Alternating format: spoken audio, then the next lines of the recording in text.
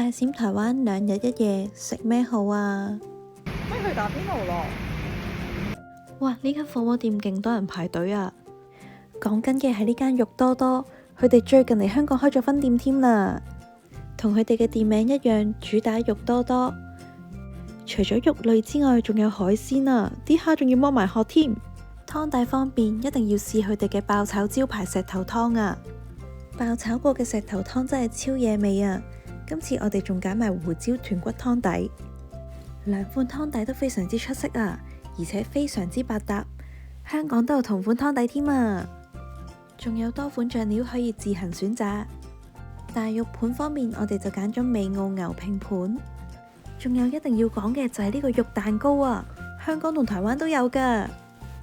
台灣店真係長期都好多人排隊啊！店內除咗氣氛好，仲有好貼心嘅服務。肉多多而家喺香港開咗分店啦，唔使飛台灣都食到啦！